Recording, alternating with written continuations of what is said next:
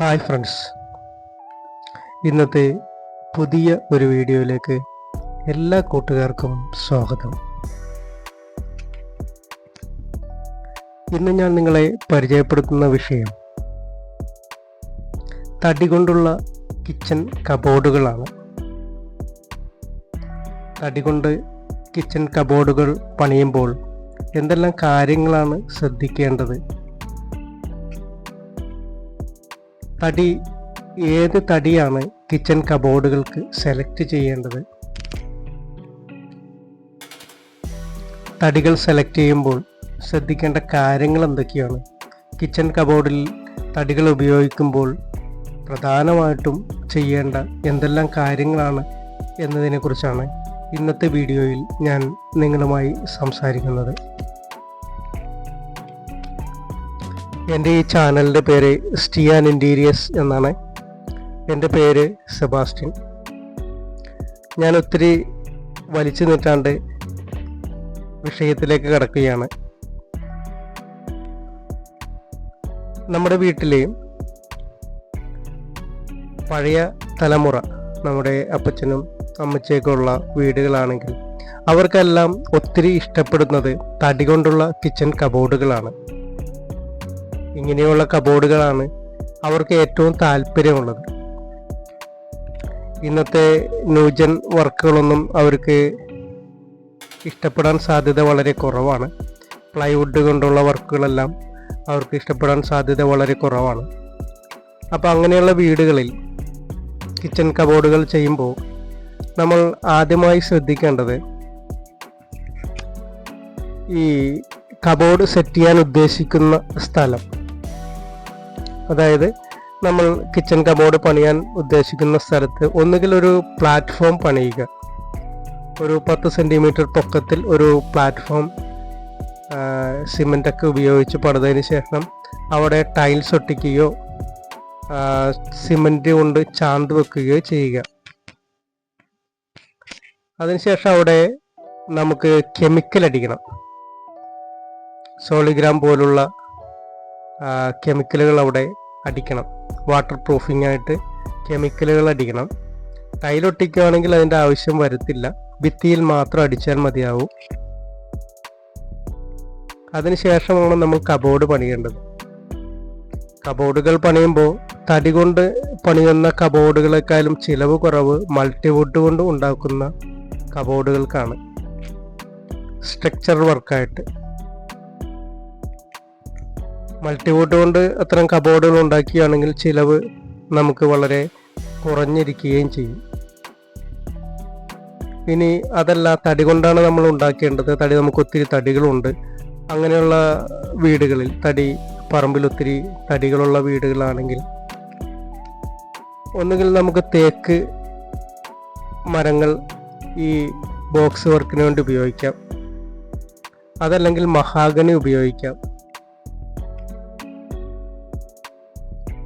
ആഞ്ഞിലി തടിയും ഉപയോഗിക്കാം ബോക്സ് വർക്കിന് വേണ്ടി. ആഞ്ഞിലിയുടെ വെള്ള ഒരു കാരണവശാലും പലകയിൽ വരാതെ സൂക്ഷിക്കണം.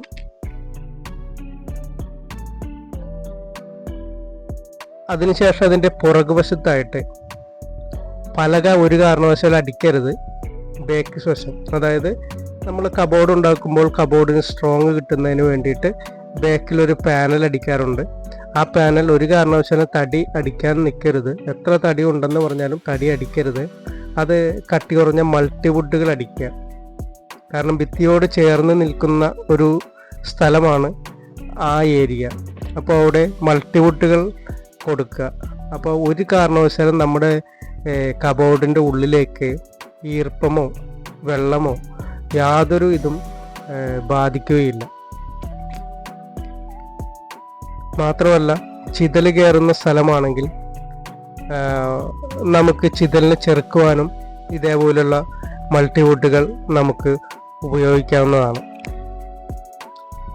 അടുത്തൊരു കാര്യം, കിച്ചൺ കബോർഡുകൾ നമ്മൾ എന്തായാലും പണിയാൻ ഉദ്ദേശിക്കുന്നുണ്ട് എങ്കിൽ നമുക്ക് സ്ലാബ് വാർക്കേണ്ട ആവശ്യമില്ല.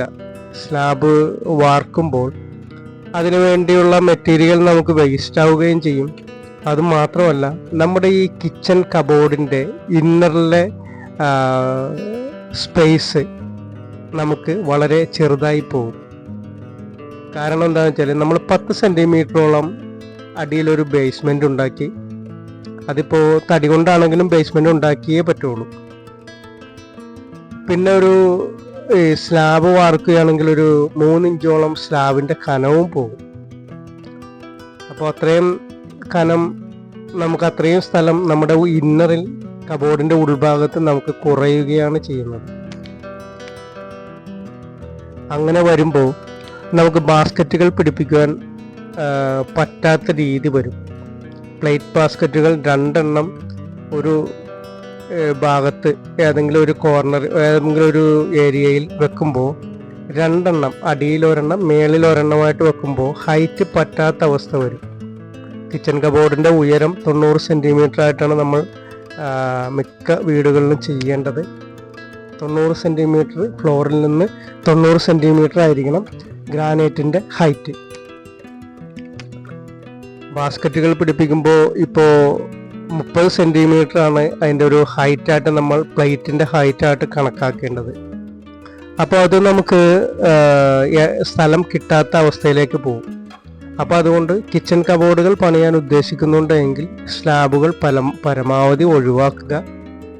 പരമാവധി ഒഴിവാക്കിയാൽ നമുക്കിതേപോലെ ആക്സസറികൾ പിടിപ്പിക്കുവാൻ ഒത്തിരി സ്ഥലം നമുക്ക് അതിൻ്റെ അടിഭാഗത്ത് കിട്ടുകയും ചെയ്യും.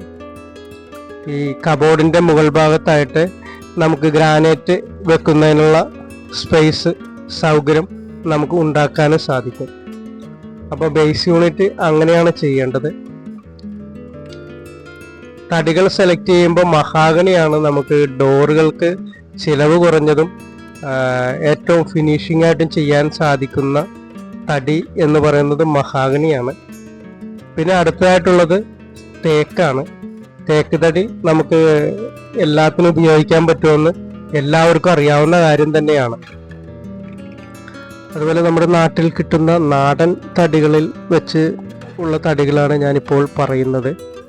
തേക്ക്, മഹാഗണി, അതേപോലെ തന്നെ പൂപ്പരുത്തി, ഇങ്ങനെയുള്ള തടികൾ നമുക്ക് കിച്ചൺ കബോർഡുകൾക്ക് ഉപയോഗിക്കാൻ സാധിക്കും.